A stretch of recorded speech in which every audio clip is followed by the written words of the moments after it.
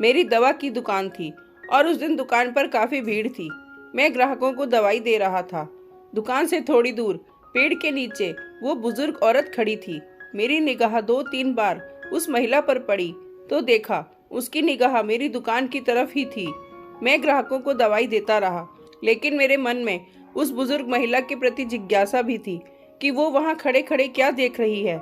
जब ग्राहक कुछ कम हुए तो मैंने दुकान का काउंटर दुकान में काम करने वाले लड़के के हवाले किया और उस महिला के पास गया। मैंने पूछा, क्या हुआ माता जी, कुछ चाहिए आपको? मैं काफ़ी देर से आपको यहाँ खड़े देख रहा हूँ। गर्मी भी काफ़ी है, इसलिए सोचा चलो मैं पूछ ही लेता हूँ कि आपको क्या चाहिए। बुजुर्ग महिला इस सवाल पर कुछ सकपका सी गई। फिर हिम्मत जुटाकर उसने पूछा, बेटा काफ़ी दिन हो गए, मेरे 2 बेटे हैं, दोनों दूसरे शहर में रहते हैं। हर बार गर्मी की छुट्टियों में बच्चों के साथ मिलने आ जाते हैं। इस बार उन्होंने कहीं पहाड़ों पर छुट्टियां मनाने का निर्णय लिया है बेटा, इसलिए इस बार वो हमारे पास नहीं आएंगे। ये समाचार मुझे कल शाम को ही मिला।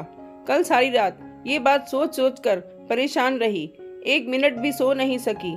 आज सोचा था कि तुम्हारी दुकान से दवाई लूंगी, लेकिन दुकान पर भीड़ देखकर यहीं खड़ी हो गई।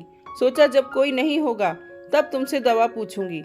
हाँ हाँ बताइए ना माँ जी, कौन सी दवाई चाहिए? आपको अभी ला देता हूँ, आप बताइए। बेटा कोई बच्चों को भूलने की दवाई है क्या? अगर है तो ला दे बेटा, भगवान तुम्हारा भला करेगा। इससे आगे के शब्द सुनने की मेरी हिम्मत न थी। मेरे कान सुन्न हो चुके थे और उसकी बातों का बिना कुछ जवाब दिए चुपचाप दुकान की तरफ लौट आया, क्योंकि उस बुजुर्ग महिला की दवा उसके बेटों के पास थी, जो शायद विश्व के किसी मेडिकल स्टोर पर नहीं मिलेगी। अब मैं काउंटर के पीछे खड़ा था। मन में विचारों की आंधी चल रही थी, लेकिन मैं उस पेड़ के नीचे खड़ी उस माँ से नजरें भी नहीं मिला पा रहा था। मेरी भरी दुकान भी उस महिला के लिए खाली थी।